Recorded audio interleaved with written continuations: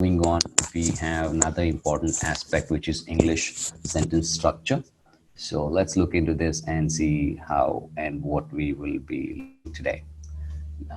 These are the following statements that sentence structure in English describes.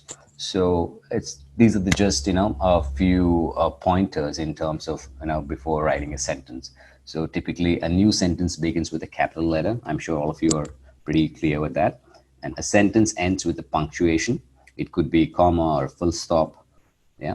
And a sentence contains a subject that is only given once. So that pretty much means whenever you're talking about it, whenever you're making a sentence, we would definitely talk about what we are referring to, right? That is nothing but a subject. A subject contains a verb or a verb phrase. Now, it's not necessary that every sentence should have subject, verb, plus verb, phrase, and object. It is sometimes very possible a sentence can have just a verb or a verb phrase.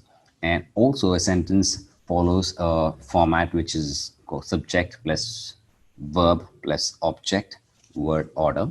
So it's not necessarily, again, it sometimes we could see a sentence which just has subject and verb, and sometimes just the verb and the object, and sometimes it could be just the subject. So let's look into that a little more detailed. Now, all the parts of English speech in English are used to make sentences. All sentences include two parts, the subject and the verb. The subject is the person or thing that does something or that is described in the sentence. The verb is the action the person or thing takes or the description of the person or thing. If a sentence doesn't have a subject and a verb, it's not a complete sentence. In the sentence went to bed, we don't know who went to bed. For example, in the sentence, we don't went to bed is something which says there's no clarity on it. But then if you say we went to bed, that means we are referring to all of us, we, all right? So we don't know who went to bed. If a sentence doesn't have a subject and a verb, it is not a complete sentence. For example, let's look at the statement here. In the sentence, when we say went to bed, which pretty much does not have any subject, who or when they went to bed, we don't know what we are referring to. But then if we were to say the correct sentence, I would say I went to bed or we went to bed. That would be the clearest form. So the sentences, the 5 pointers that we read, is just the heads up information with respect to the sentence structure. Every sentence or a sentence structure has three formats, which is subject, predicate, object, and indirect object. Predicate is nothing but a verb, right? Every word in a sentence serves a specific purpose within the structure of that particular sentence. According to the rules of grammar, sentence structure can sometimes be quite complicated. For the sake of simplicity, however, the basic parts of a sentence are discussed here. The most basic parts of a sentence are subject and predicate. As I mentioned, predicate is nothing but a verb. So definition for the subject is primarily what we are referring to, all right?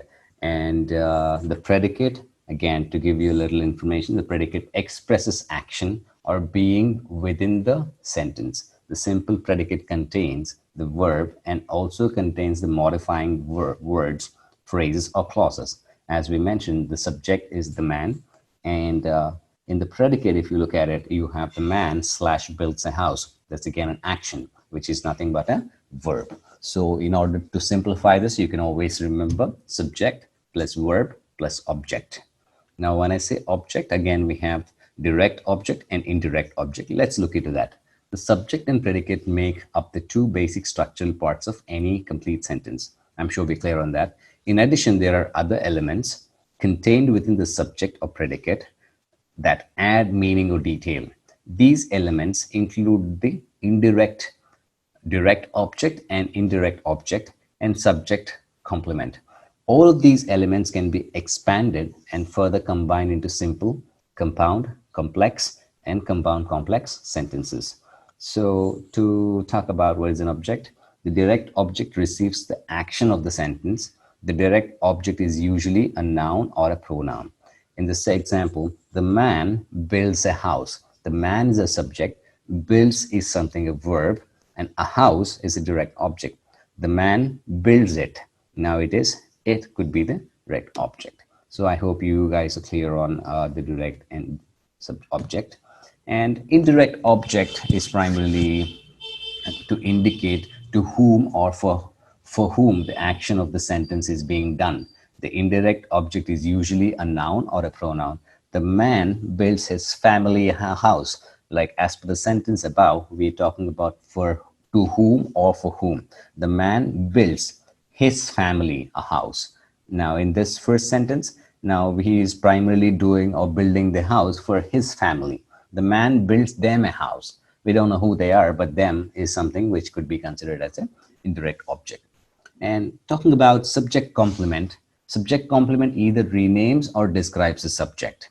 Therefore, it's usually a noun, pronoun, or an adjective. So subject complements occur when there is a linking verb within the sentence. Often a linking verb is a form of the verb to be. So for example, the man is a good father. Father, noun, which renames the subject, right? So again, the father could be termed or called with the name, or we could use the word father. The man seems kind. Kind is again an adjective. So that's about the subject, verb, object, and direct and indirect and subject complement.